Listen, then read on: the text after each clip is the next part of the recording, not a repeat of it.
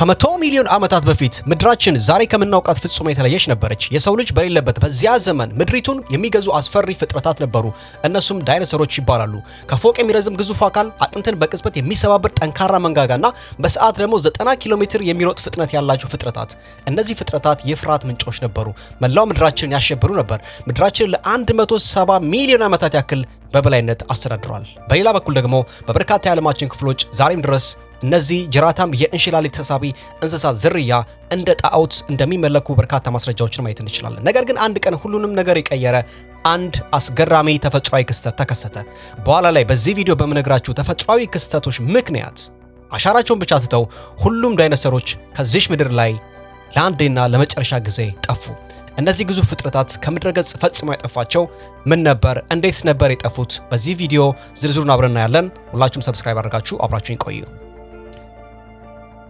በመጀመሪያ ዳይኖሰር የሚለው ቃል የመጣው ዴኒዮስ እና ሳውሮስ ከሚሉ ሁለት የግሪክ ቃላት ነው። ትርጉሙም አስፈሪ እንሽላሊት ማለት ነው። ይህ ስም ለመጀመሪያ ጊዜ ጥቅም ላይ የዋለው በ1841 ብሪታንያው ሳይንቲስት ሪቻርድ አዌን የመጀመሪያውን ቅሪተ አካል ካገኘ በኋላ ነው። በዚያ ዘመን ሰዎች ስለ ዳይኖሰር መልክ፣ ግዝፈትና ርዝመት ያላቸው ግንዛቤ በጣም የተወሰነ ነበር። የቀድሞዎቹ ያኔ ስለ ዳይኖሰር የነበራቸው ስዕሎች ዛሬ ከምናውቀው ጋር በእጅጉ ይለያያል። ለምሳሌ ያክል ሜጋሎሳውረስ የተባለውን የመጀመሪያው ቅሪተ አካል ስዕል ማየት እንችላለን እዚህ ስክሪን ላይ እንደምታዩት።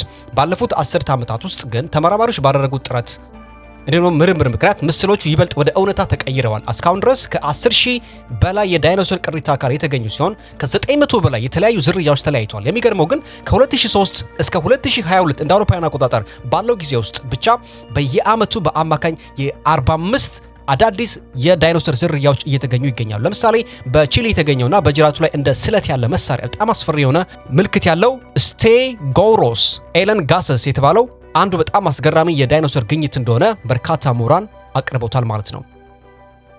በሌላ በኩል ደግሞ በ1988 በቻይና የተገኘው ግኝት ስለ አንዳንድ ዳይኖሰሮች መልክ ያለንን ግንዛቤ ሙሉ በሙሉ የቀየረ እንደሆነ ምሁራን ይስማሙበታል። ከዚያ በኋላ ግን የተገኙ ሌሎች ግኝቶች ደግሞ ከምናስበው በላይ ብዙዎች ዳይኖሰሮች ላባዎች እንደነበሯቸው አረጋግጧል። ስለ ዳይኖሰሮች ትክክለኛ ቀለምና ውጫዊ ገጽታም አሁን ላይ ድረስ በሳይንቲስቶች መካከል ሰፊ ክርክር አለ። ወደ እነዚህ ነጥብ በቅርቡ መለስበታለሁ። ከቬሎሲራፕተር በመጠኑ ከፍ የሚለው ኒያሶሳውረስ ሲሆን መጠኑ ደግሞ በግምት እንደ ጀርመን ሼፐርድ ውሻ ነው፣ በጣም አነስ ያለ ነው። ከዛ በመቀጠል ደግሞ ፓኪራይኖሳውረስ የተባለው እዚህ ጋር ይገኛል። ከሚያስገርሙኝ አንዱ የሆነ ደግሞ ታይሬሰራፕቶስ የተባለው ቁመቱ እንደ እስያ ዝሆን ቢሆንም በርዝመቱ ግን እጅጉን ይበልጣል። ስቴጋውሮስ እና ደግሞ ቲሬክስ የተባሉ ደግሞ እዚህ ጋር እንደምታያቸው ይህንን ይመስላሉ።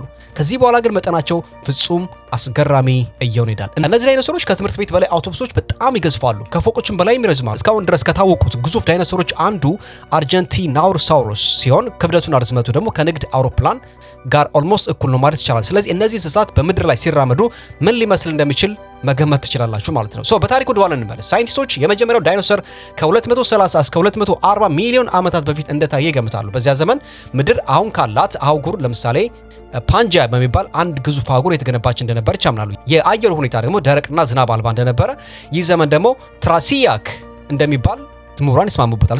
በወቅቱ ዳይኖሰሮች ገና በመፈጠር ላይ ስለነበሩ መጠናቸው ደግሞ አነስተኛ ነበር። አብዛኞቹም ከ2 ሜትር አይበልጡም ነበር። ለምሳሌ ኢኦራፕተር የሚባለው ዳይኖሰር የሁሉም ዳይኖሰሮች አያት ወይ ደግሞ ቅድመ አያት ተደርጎ ይወሰዳል። ከዛም ደግሞ ከ201 ሚሊዮን ዓመታት በፊት በትራያሲክ ዘመን ማብቂያ ላይ ከፍተኛ የአየር ንብረት ለውጥ ተከሰተ። ግዙፉ የጃፓን አህጉር መሰነጣጠቅ ጀመረ። በዚያም ሳቢያ በሺዎች የሚቆጠሩ ዓመታት የዘለቁ የእሳተ ገሞራ ፍንዳታዎች ተከስተው ከፍተኛ መጠን ያለው ካርቦን ዳይኦክሳይድ፣ ሰልፈር ዳይኦክሳይድ ወደ አየር ተለቀቀ። ይህም የምድር ሙቀት እንዲጨምርና የውቅያኖሶች አሲድነት እንዲባባስ አደረገ ማለት ነው። አብዛኞቹ ደመ ቀዝቃዛ የሆኑት ተሳቢ እንስሳት ይህንን ለውጥ ለመቋቋም አቅቷቸው ሲጠፉ፣ ዳይኖሰሮች ግን እንደ ሰም ደም ሙቅ በመሆናቸው ተረፉ። ይህ ክስተት ትራይሲያክ ጁራሲክ የጅምላ መጥፋት ተብሎ ይጠራል በታሪክ ማለት ነው። ስለዚህ ከዚህም ታዋቂው የጁራሲክ ዘመን መጣ። በዚያም ወቅት ዳይኖሰሮች የምድራችን ቁንጮ መሆን ቻሉ። ከዛም በኋላ መጠናቸው በእጅጉ እየጨመረ ሄደ። ለምሳሌ 15000 ኪሎ ግራም የሚመዝነው ቲታኖሳውረስ የተባለው በዚህ ዘመን እንደነበረ ይታወቃል። ክንፍ ያላቸው ዳይኖሰሮችን መታየት የጀመሩት በዚህ ወቅት ነበረ። ይሁን እንጂ ዳይኖሰሮች እጅግ የበለጸጉት ክሪታኒሽስ በተባለው ቀጣዩ ዘመን እንደሆነ በርካታ ምሁራን ይስማማሉ። በፊልሞች የምናውቀው ታዋቂው ቲሬክስ የሚባለው የዳይኖሰር አይነት የታየው እንግዲህ በዚህ ወቅት እንደነበረ በርካታ ምሁራን ይናገራሉ። ቲሬክስ ከ65 እስከ 68 ሚሊዮን ዓመታት በፊት የነበረ ሲሆን የዘመኑ አስፈሪና ዋነኛ አዳኝ ወይ ደግሞ አይፔክስ ፕሪዴተር እንደነበረ ምሁራን ይገልጻሉ። ሰው የሚገርመው ነገር ምንድነው ወይ ደግሞ እውነታ ምንድነው? እኛ ለቲሬክስ ያለን የጊዜ ርቀት ቲሬክስ ለጁራሲክ ዘመን ከነበረው ርቀት ያነሰ መሆኑ ነው። ሁሉም ነገር በጥሩ ሁኔታ እየሄደ ዳይኖሰሮች ምድሪቱን እየገዙ ሄዱ። አዳዲስ ዝርያዎች እየተፈጠሩ ሄዱ። ነገር ግን ከ66 ሚሊዮን ዓመታት በፊት ዳይኖሰሮችን ከምድረ ገጽ የጠረገ አንድ አሰቃቂ ክስተት ተከሰተ። በግምት ከ10 እስከ 15 ኪሎ ሜትር ዳያሜትር ግዝፈት ያለው አስትሮይድ በሰከንድ 30 ኪሎ ሜትር ፍጥነት ከጄት አውሮፕላን በ150 እጥፍ በፈጠነ ፍጥነት ተወርውሮ ምድርን በታላቅ መብረቃዊ አውዳሚ ምት መታት። ይህ አስትሮይድ ያረፈው በዛሬዋ ሜክሲኮ ዩካታን ፔኒንሱላ እንደሆነ ይታመናል። ይህ ግጭት በምድር ላይ የነበረውን ሕይወት ለዘላለም የቀየረና የዳይኖሰሮችን ታሪክ የደመደመ ታላቅ ጥፋት ሆነ ነው የሚባለው። የምድር ታላቅ ውድመትና የሰው ልጅ እጣ ፈንታ የሚለው ነገር እንመልከት። አስትሮይዱ ምድርን በገጨበት ወቅት 180 ኪሎ ሜትር ስፋት ያለው ግዙፍ ጉድጓድ ተፈጠረ ነው የሚለው። በዚህ ግጭት ምክንያት የተለቀቀው ኃይል 100 ትሪሊዮን ቶን ቲኤንቲ ከሚያመነጨው ፍንዳታ ጋር እኩል እንደነበር የጂኦግራፊና የአርኪኦሎጂ ተመራማሪዎች ይስማማሉ። ይህንን በሂሮሺማና ናጋሳኪ ላይ ከወደቁት የአቶሚክ ቦምቦች ጋር ብናነጻጽረው አስትሮይዱ የነዚያን ቦምቦች ኃይል በ1 ቢሊዮን እጥፍ የሚበልጥ ጉልበት አመንጭቷል ነው የሚሉ ሳይንቲስቶቹ። ይህ ግጭት እጅግ በጣም ግዙፍ ከመሆኑ የተነሳ በአካባቢው የነበረ ማንኛውንም ነገር በአይን ጥቅሻ ውስጥ አመድ አድርጎታል።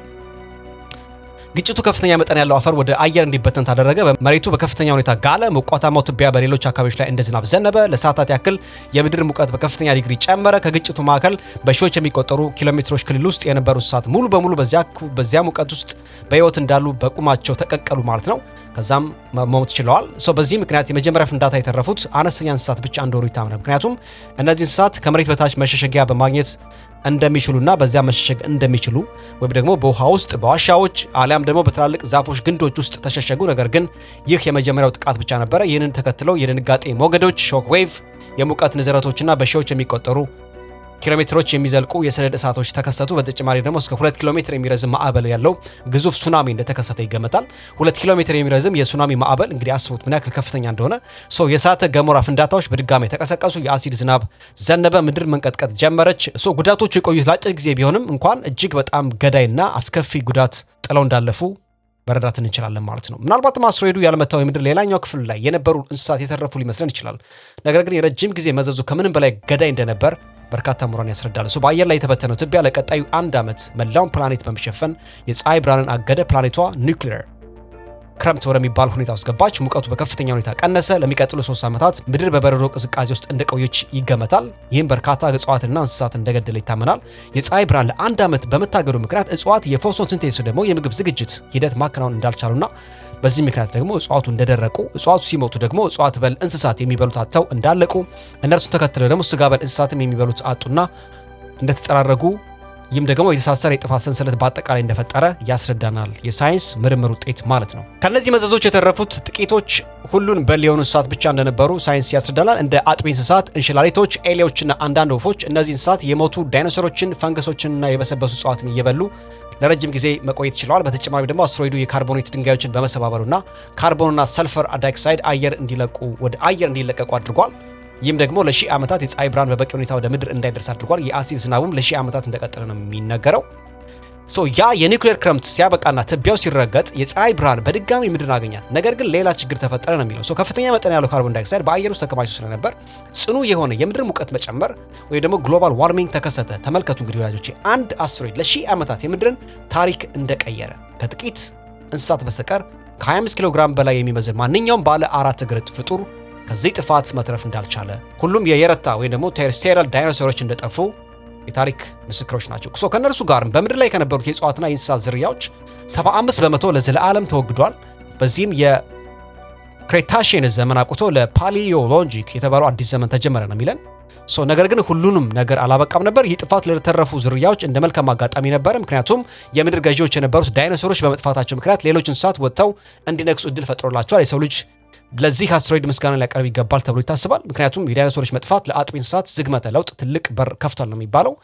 በምግብ ሰንሰለት ውስጥ ዳይኖሰሮች ጥለውት የሄዱትን ክፍተት እንደ ፈረስ፣ አሳነባሪ፣ የሌሊት ወፍና ፕሪሜትሮች ያሉ አጥቢዎች ሞልተውታል። ከተረፉት የዳይኖሰሮች ዝርያዎች መካከል በረራ የሚችሉት ብቻ ነበር የተረፉት ማለት ነው። እነዚህ ቀስ በቀስ እየተለወጡ ዛሬ የምናውቃቸው ወፎች ሆኑ። ዛሬ የምታያቸው ወፎች አያቶቻቸው በራሪ ዳይኖሰሮች ናቸው ብለው ያምናሉ። እንግዲህ ሳይንቲስቶች ጥናቶች እንደሚያረጋግጡት ወፎች ከዳይኖሰሮች ቤተሰብ ወገን ናቸው። በተለይም ደግሞ ዶሮዎችና ሰገኖች ከዳይኖሰሮች ጋር የቅርብ ዝምድና እንዳላቸው ይታወቃል። ለዚህም ደግሞ የቲሬክስ የቅርብ ዝምድና ዶሮ ናት የሚባለው በስፋት የሚታወቅ የሳይንስ አረዳድ እንደሆነ ሁላችንም መገንዘብ እንችላለን ማለት ነው።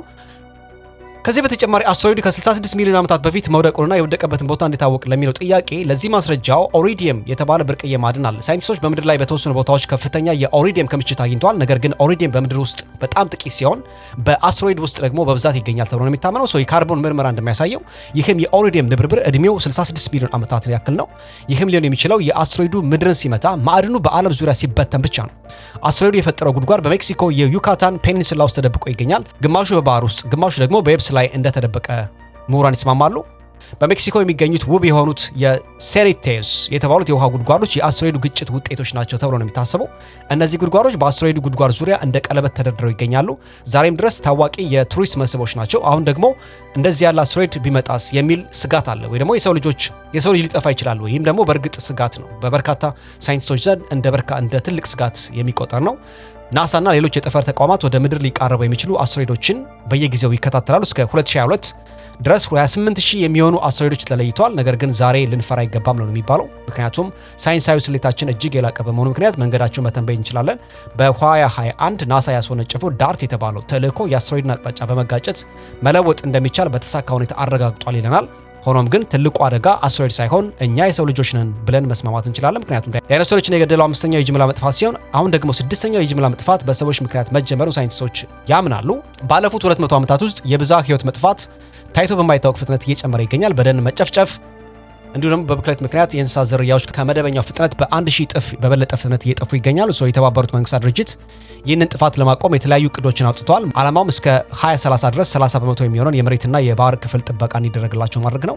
የሰው ልጅ በምድር ላይ የመጣው ከ300,000 ዓመታት በፊት ነው። ዳይኖሰሮች ግን ለ174 ሚሊዮን ዓመታት ነግሰዋል።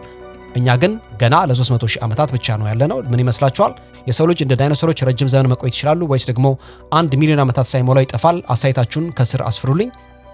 እስካሁን የቀረብኩላችሁ የሳይንስ ምርምር ውጤት ነው። እኔ በግሌ ማምንበት አይደለም። ነገር ግን ዳይኖሰሮች እንዳሉ የተለያዩ አርኪኦሎጂ ኤቪደንሶች ሆነ ማስረጃዎች አሉ። ነገር ግን ከሃይማኖት አንጻር ግን ምድር መቼ ነው የተፈጠረችው፣ እንዴት ነው የተፈጠረችው የሚለውን ነገር ሁላችሁም የራሳችሁን አስተያየት ከኮሜንት መስጫው ስር ማቅረብ ትችላላችሁ። ይህንን ለሳይንስ ፐርፐዝ ነው ያቀረብኩላችሁ።